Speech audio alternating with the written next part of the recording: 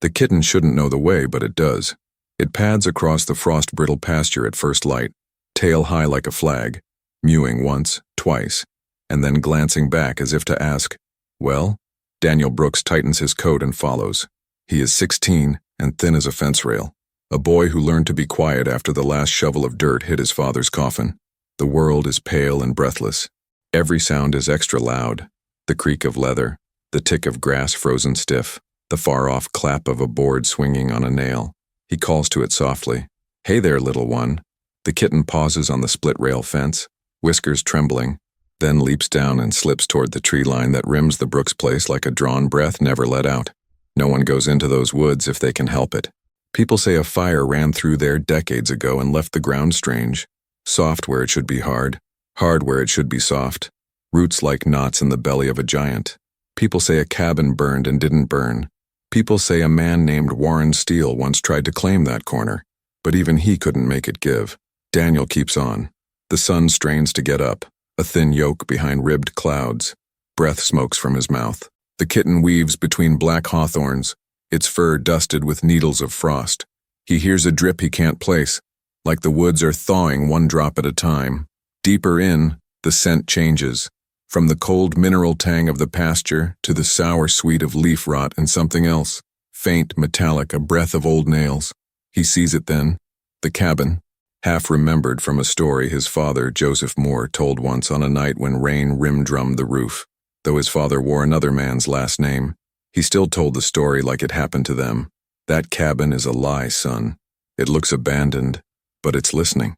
Daniel never understood what that meant. Now wind tugs a leafless elm beside the structure and the walls give a soft shiver. The place hunches under a roof of black shingles, some scalped by weather. A window is hooped with web, glass prismatic where cracks run. The door hangs crooked as a bad tooth. The kitten hops onto the stoop and disappears through the gap. Daniel hesitates at the threshold. A smell meets him. Dust, mouse, damp wool, and under it, something precise. Lamp oil. Newer than it should be. He swallows. Inside, the light is pewter. The room holds its breath around him. Toppled chair, ash-cold stove, a wall calendar from 1960-something, March, curled like a dried leaf. He feels the oddest calm, like walking into a church between services when the hymnals are still open and the heat is still whispering. "Kitty?" His voice makes the rafters tick. A faint scritch answers from the floor. The kitten is pawing a seam between two boards, its claws making that tiny chalk scratch sound.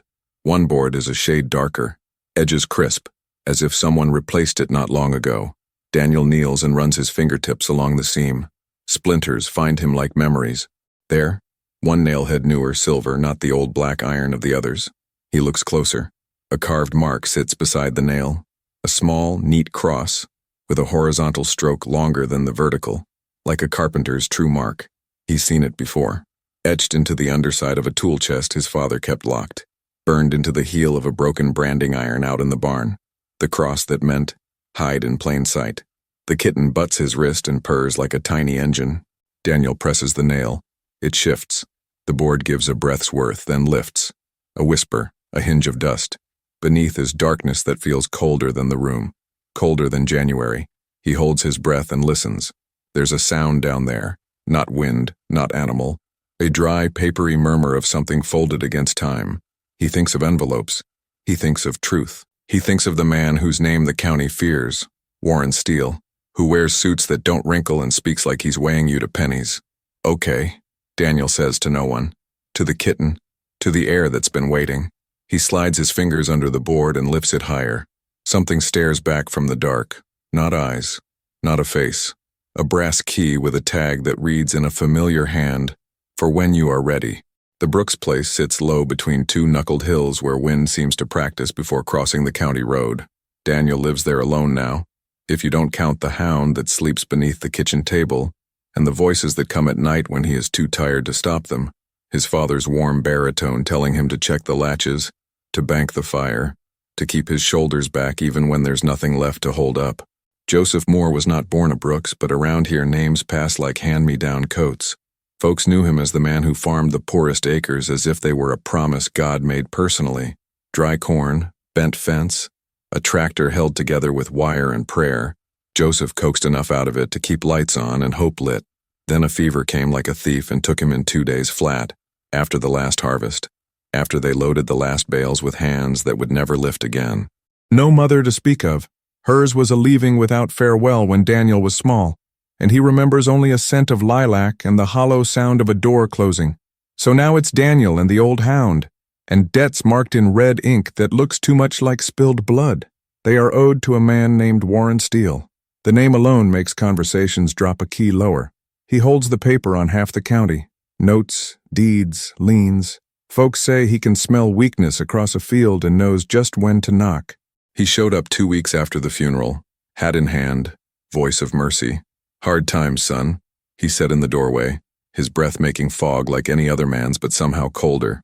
"I can carry your note for a stretch, but we must be realistic, mustn't we? If the spring doesn't go your way, there are gentlemen willing to take this land off your hands, for your own good." Daniel had stared at a knothole in the porch post and said thank you, and folded the mercy into a corner of his jacket where it burned like shame. He gets up before light because he can't think when the world is still, and that's when thinking hurts. He feeds the chickens or what's left of them after the fox figured out the trick of the gate. He fixes wire with hands that crack and bleed and hide the blood in his pockets. He kneels in the dark kitchen and says the only prayer that survives grief, "Help me." He stands and makes coffee so weak it tastes like regret. He walks his fields and talks to them as if they are stubborn children. He listens to his father, who comes back most often in the sound of a wrench snugging a bolt. At night he reads the ledger he found in Joseph's jacket, the one he never saw while the man lived. Numbers, dates, the beautiful square hand his father made with a carpenter's patience. Payments made, payments missed. Names of men who owed and never paid because death took them or because the rain didn't. And here and there, a mark, a small cross with a long arm, a secret stitched into a life lived in daylight. He thinks of church and doesn't go. He thinks of the sheriff, Edward Harper, who put a hand on his shoulder at the graveside and said, "You come to me if steel presses you." He thinks of Mary Lou Johnson at the store who slid a sack of flour over the counter and said it was day old. Never mind the shine on it. He thinks of Grace Thompson, who used to sit across from him in school and draw elaborate barns in the margins of her spelling tests. Grace left for the city 2 years ago. He still checks the mailbox some days as if letters have a homing instinct. The day the kitten appears, the sky is the color of dishwater and the ground hard as iron. The hound Scout noses the tiny thing like it's a dream he doesn't quite trust. The kitten mews at a pitch that finds Daniel in the sternum. He puts a saucer of milk on the step because stories told him to, and because kindness is a muscle his father trained, and because feeding something small is the closest thing to hope he knows. When it trots off toward the woods, he follows because doing nothing feels like inviting the dark to dinner. He follows through the thin trees, into the hush of the abandoned cabin, to the board that lifts under his hand like a secret offering itself. The brass key is cold as river water. The tag reads, "For when you are ready," in Joseph's hand, as surely as the sky is high. He sits on the floor with the key in his palm and the kitten coiled into the crook of his knee. The room feels warmer, though no fire burns. He feels the weight of the key grow until it seems heavier than iron. It is not only a key, it is a decision. He hears his father's voice the way you hear a song you loved once. "Son, if you ever come to the cabin, look for the mark." He hears another voice too, cool and careful, Warren Steele, telling him that spring has a way of breaking the men who bet on it. Between those two voices is Daniel, a boy pretending at a man's work. If you love a good mystery set against a life that keeps kicking, if you want to know what a key like this opens and why a kitten would lead a boy to it, stay with me. And before we go deeper, if this story already has your heart beating a little faster, do me a favor, hit subscribe so you don't miss what happens next and tell me in the comments where you're watching from. It helps more than you know, and it keeps this little farm of stories alive. The key warms in his hand. The kitten purrs like a tiny engine turning over. Daniel takes a breath that tastes of dust and promise and slides the key onto a string around his neck, the same string that once held his father's pocket knife. He looks at the floor, at the dark slot where the board lifted, at the shape he couldn't see yet beneath. "Okay," he says again, stronger. "I'm ready." It begins with the key and continues with the door it was born for. Not in the cabin, not yet. The first lock it fits is out at the barn, tucked beneath the manger where the oldest horse once chewed wood during storms. Daniel finds the lock by accident, or by the kind of accident that feels arranged. He's cleaning, pushing aside a slat to mend a split when his knuckle knocks something hollow. He gets on his knees and peers into the shadowed seam and sees a brass padlock smeared with decades of dust, chain looped through an iron staple sunk deep into a beam. He threads the key into the lock and it turns with a click that sounds like a small throat clearing at the back of a crowded room. The chain falls and a panel swings inward. Behind it, dry as bone, a narrow niche holds a folded oilcloth parcel and a little glass bottle with a rolled scrap inside. The bottle's cork crumbles in his fingers. He teases out the paper, hands trembling. On it, in his father's hand, "If you have this, the time is wrong, and write at once. Don't bring anyone to the cabin until you've seen what's under the stove." Daniel reads the note 3 times. He opens the oilcloth. Inside lies a map drawn in pencil, edges soot-smudged, showing the woods like a hand with black lines for bones. A little square marks the cabin. A narrow X sits at the back corner where the stove stands, and another X sits 10 paces behind the cabin where a line of elm stumps makes a broken spine. He's no treasure hunter. He's a boy with a failing winter and a farm that creaks when it sleeps. But he knows when a thing pulls at him.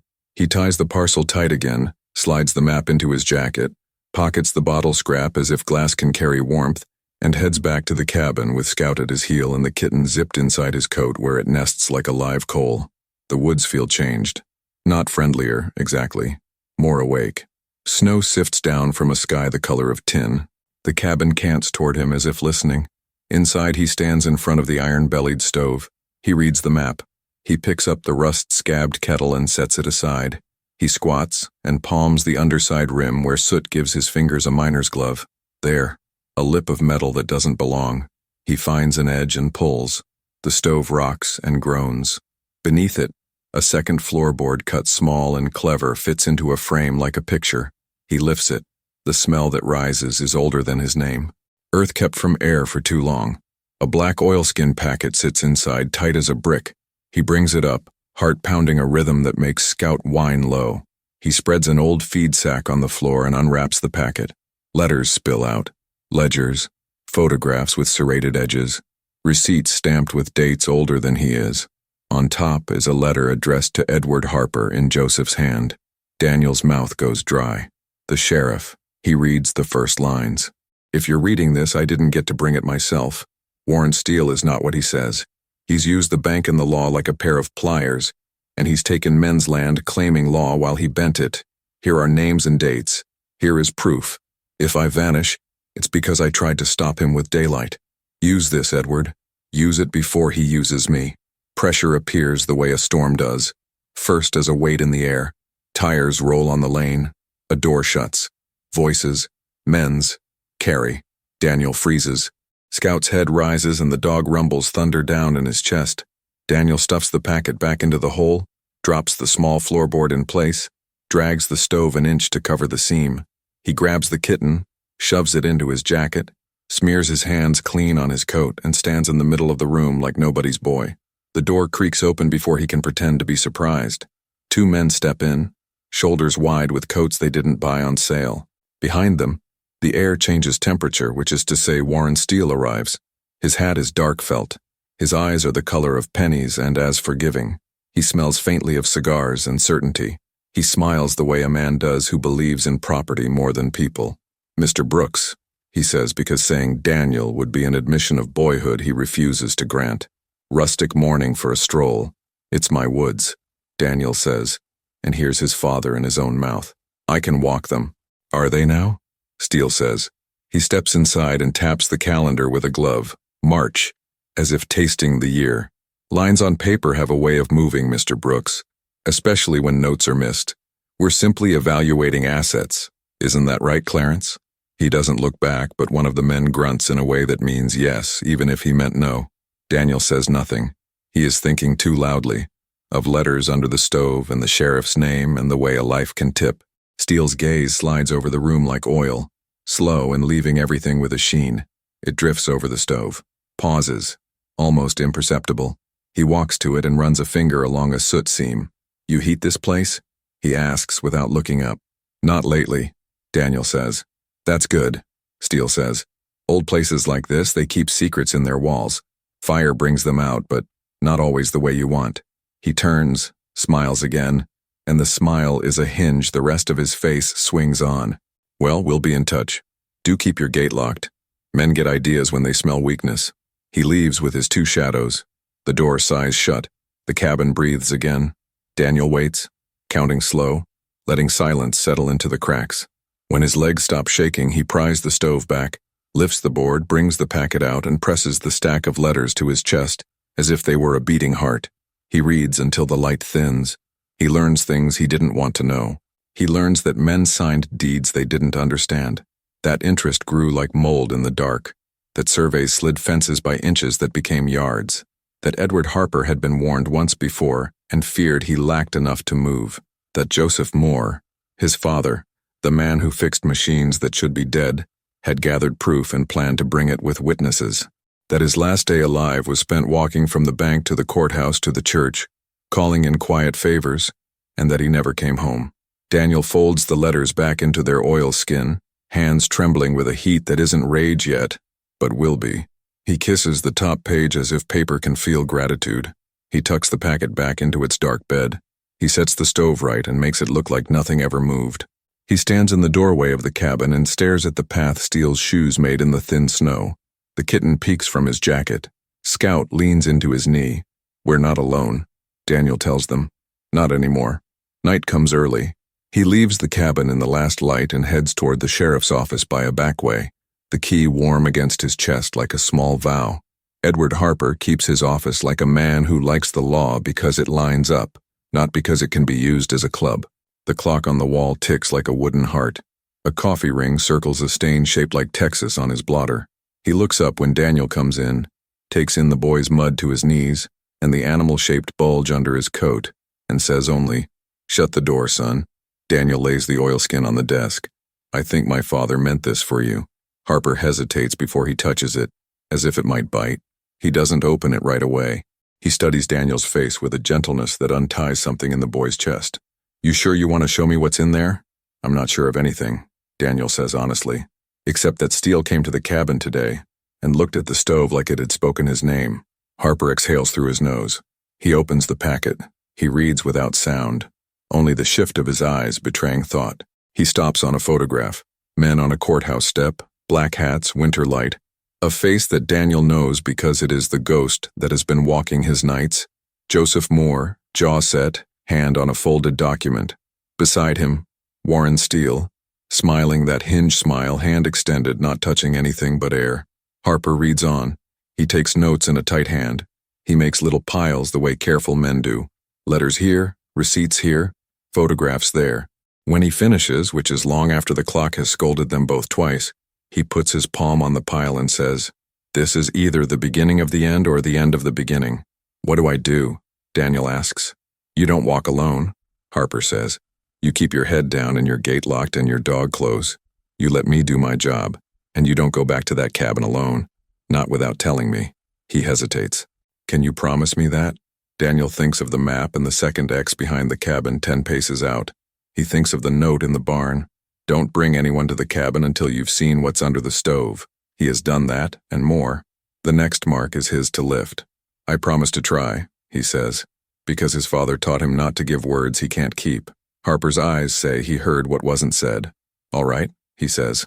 "I'll start motions that will put pressure on Steele. He'll feel it and he'll push back. When he does, you come to me first." Daniel nods.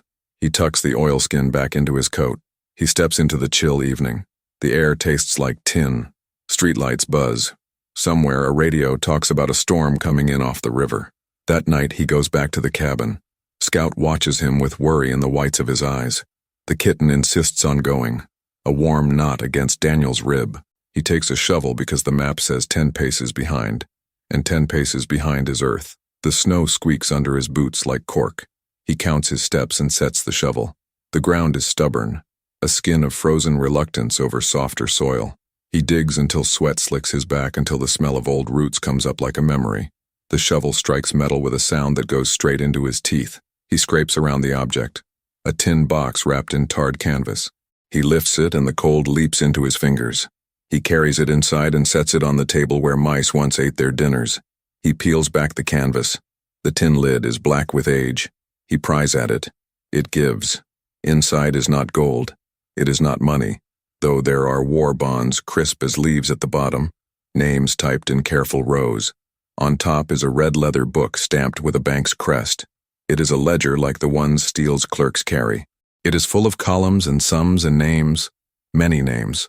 Some Daniel knows from church and field. Some he doesn't. The column that snags him is labeled adjustment. It holds numbers that turn like screws. A folded letter sits under the ledger. If this reaches daylight, it reads, "It will be because my hands failed and my sons did not. Edward, use the book." It shows the second set, the one they use behind the counter, including mine, including Clarence Russell, including the judge, including a transfer due next week that will make them careless. Catch that transfer and you'll catch them all. Signed, Joseph. The sound of a boot on the porch cuts the air in half. Daniel blows out the lamp by reflex. He slides the ledger into his coat, the bonds into his shirt, the letter into his boot. He kicks the tin back under the table with the edge of his heel and pulls the kitten against his chest until it stops protesting. The door opens on a draft and the smell of expensive wool. "Evening again," Steele says into the dark. "Storm's coming. Thought you might not want to be out in it." Daniel says nothing. Every part of him is an ear. "Come now," Steele says. "I dislike raising my voice." A small click underscores the sentence. Metal, intimate, a pistol's soft pronouncement of presence. He hears boots fan out. Two men with steel, stepping like professional problems. He moves a thumb along the seam of the table where splinters remember tools. He inches his fingers to the stove.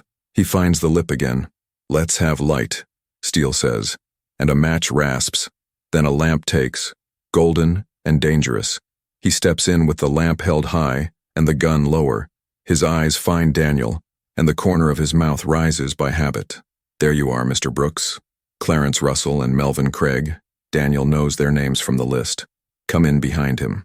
Clarence shuts the door with a heel like a period. "You've been busy," Steele says, eyes flicking to the hole of earth on Daniel's boots. "Digging in land that doesn't belong to you." "It's my father's," Daniel says. "Your father is gone," Steele says, the way men announce weather. "The land belongs to the living in the paper they sign."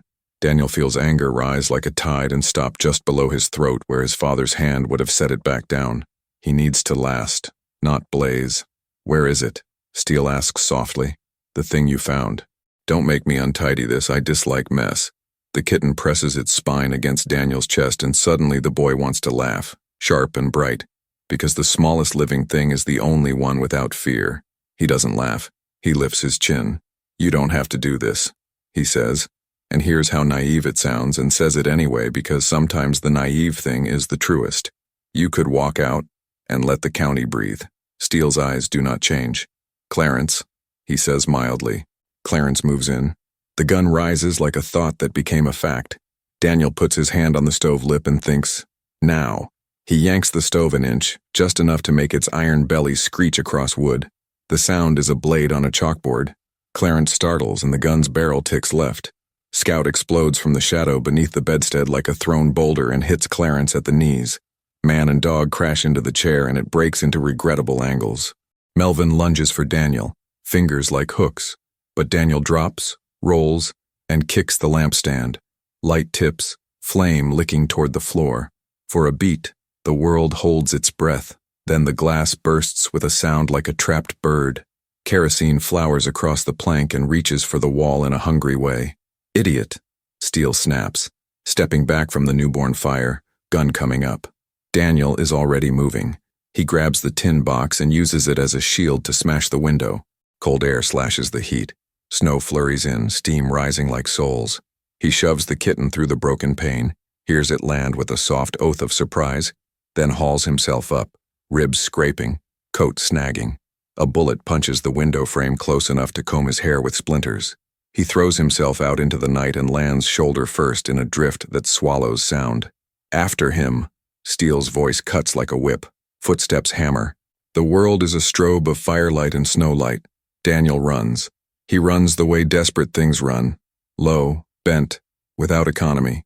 He slides behind the elm stump line. Boots skidding. Scout is beside him, breath hot, eyes white slashed. They veer into the trees and the dark takes them. Indifferent but present.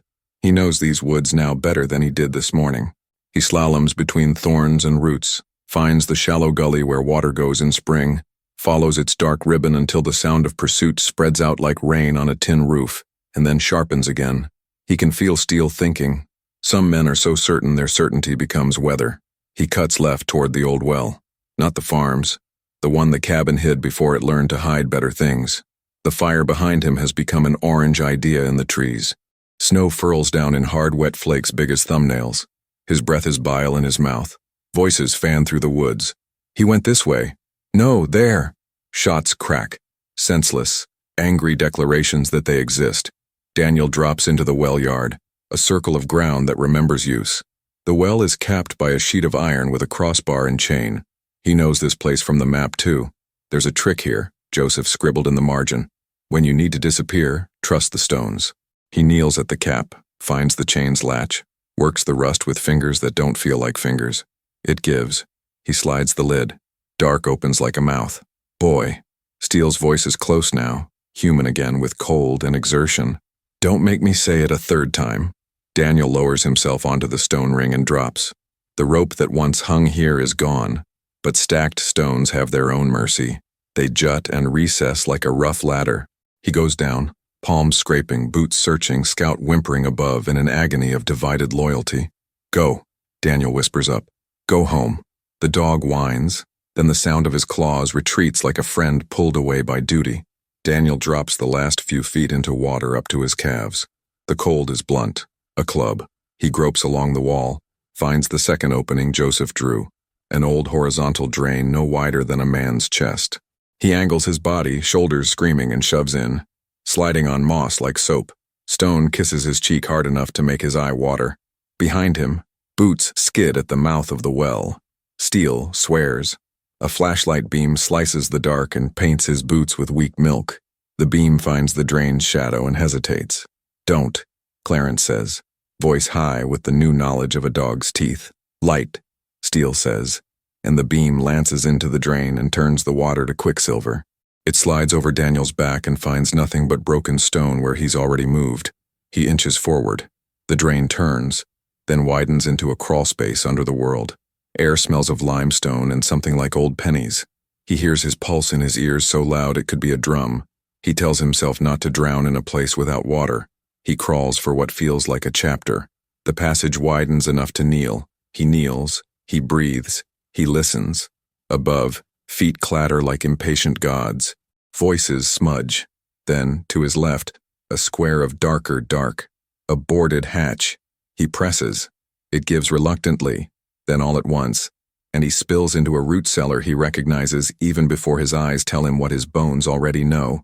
He is beneath the Brooks barn. He climbs the ladder, eases the trap, emerges behind the feed bins. He pulls the hatch shut and drags a grain sack over it like a small lie. He stands very still.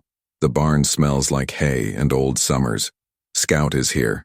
The dog presses his head into Daniel's thigh and trembles with relief so pure it almost breaks him. A shape moves in the barn's open door. Not Steele. Tall, coat dusted white, hat pulled low. Edward Harper. Behind him, 2 deputies. Their coats whisper. Their hands are steady. Harper doesn't speak. He reaches into his pocket and lifts a hand-sized radio. He's at the barn, he says softly. Steele's men are at the cabin. Fire reported. I want 2 units to the lane and 1 to the east fence. Quiet. Daniel steps out of shadow. Harper's eyes take him in. Wet to the waist. Blood oiled on his knuckles. Something like a cat in his coat. You all right? The sheriff asks. I have the ledger, Daniel says, and his voice breaks on ledger the way a limb breaks when weight shifts. Harper nods once. Good. We do this by daylight now. Snow is heavier. The world outside the barn door is a screen of white. Voices approach, and this time they feel like help. Steele shouts orders back at the cabin, his voice thinner with distance. Sirens pick up a far-off harmony. Harper positions his men like chess pieces he respects. He puts a hand on Daniel's shoulder and leaves it there, a stone placed where a wall needs it. You did well, he says. Not done, Daniel says. And it's true. The last part doesn't happen in the dark. The last part happens where everyone can see. They walk out together into the snowfall. Steele appears at the edge of the yard with Clarence and Melvin, coats open, pistols sheathed like bad ideas they'll use again if allowed. Steele's face is new to Daniel, curtains drawn back. He looks less like a banker and more like a man who has worn a different life under his clothes. "Sheriff," he says, "what an unfortunate misunderstanding. My men were pursuing a trespasser." Harper raises an eyebrow. "On property your bank hasn't foreclosed on, and a court hasn't awarded you. That property?" Steele's smile is back, though it fits worse now. "Let's not clog the cold with legalities." Harper holds up the red ledger in a plastic sleeve he conjured like a magician. "I like legalities fine, especially when they show two sets of books. The quiet that follows isn't empty. It is the space a crowd makes right before it chooses a side. Daylight brings the rest. Snow blows itself out by mid-morning, leaving the county dressed clean. The cabin takes its smoke-blackened secret back into the earth, a sagging rectangle under a new white sheet. Deputies string tape. Edward Harper shepherds papers like lambs. Word goes out the way word goes out in a place like this. Through the store, the post office, the barber shop. Men who kept quiet for years come in with stories that align too neatly to be anything but true. Clarence Russell folds first. His lip splits purple from Scout's sermon, and his conscience splits along the same seam. He names names, times, amounts. The judge resigns before lunch. A sudden desire to spend more time with family announced on a typed sheet that still smells of ink. Warrants flower like frost. Steele does not fold. He glides. He arrives at the courthouse with a lawyer like a winter crow, and looks into cameras with a face he's used for decades. He uses the word misunderstanding a lot. He uses regrettable and inadvertent and reconcile. He does not use sorry. The ledger uses fraud and conspiracy and forgery in a neat black hand, and the county listens to the book because it has been hungry for truth, and truth arrives like bread. Harper returns the war bonds to Daniel with a smile that is mostly pride and a sliver of apology. It is a sheriff's job to protect, and boys shouldn't have to crawl through stone to do a man's work. "These will cover enough to break the grip," he says, "and with restitution ordered, the rest of the note will die on the vine." Daniel pays what is owed with paper recovered from a place where light almost never goes. He signs his name with a hand that shakes for the last time. The bank manager, Philip Harper, Edward's brother, honest as a plumb line, shakes his hand and wipes his eye like dust got in it. "Your father would be proud," he says, and the sentence lands where Daniel has been waiting to be struck. Neighbors he didn't know he had arrived with hammers and casseroles because that's how victory looks here. Work and food. Mary Lou Johnson brings a pie so hot it blisters the counter and tells him it's day-old with a wink. Grace Thompson appears from the city with a hat that makes her look like a page in a catalog, and sleeves rolled to her elbows before she's even said hello. "Heard you needed help," she says simply. And when he smiles, it feels like remembering a word he loved and forgot. They mend the coop gate. They set new posts. They replace the porch board with the knothole he stared at when Steele first came. And Daniel keeps the old board and hangs it in the barn because sometimes you frame the thing you endured. He fixes the fence where it sags like an old man's back. He sleeps through the night and wakes to find the worst thoughts have moved out. Steele stands in front of a judge from the next county over, Warren Steele, whose name used to turn a room down. It doesn't now. It sits on the floor like any other object. The law does its slow, correct dance. Men who took too much give some back. Some go where bars are the only fence they tend. Some swear they were blind. Maybe they were. Blindness can be a choice that looks like survival. When it is done, a letter waits on Daniel's kitchen table in a hand he recognizes because it taught his own. "Son," it says, "if this reached you, I failed at timing and succeeded at stubbornness. The land isn't worth your life, but it is worth your courage. Courage will always be asked of you by the right things and the wrong. Learn to tell them apart. If you kept the dog close and told the truth even when it hurt, you did as well as any man can. I love you, Joseph." Daniel reads it once, twice, and then puts it in the pocket of his coat where body heat can read it too. He steps outside. The sky is the blue you only get after snow scours it. Chickens talk in the yard like gossiping old ladies. Scout leans against his leg, and the kitten, bigger now, bolder, thread weaves between his boots like a thing that has chosen him as much as he chose it. He walks his fields the way he always has, but his feet land different. The wind is the same, but it doesn't cut him open. Rows wait under snow with a patience that looks like faith. He stops at the fence line and looks toward the woods where a cabin still keeps a charred spine under white. He tips his hat to it the way you do to a place that kept your father's intentions safe. "Thank you," he says. and means it to the cabin, to the kitten, to the man who hid a ledger in the belly of a stove because he believed daylight would find it. There is work. There always will be. He welcomes it. If this story moved you, if you felt the cold of the stones, the heat of the lamp, the beat of a boy's heart when the dark came close, don't let it end here. Click to watch the next tale from this country of quiet miracles and make sure you're subscribed so you don't miss the moment when the next key turns. Until then, keep your courage, keep your faith, and keep your people close.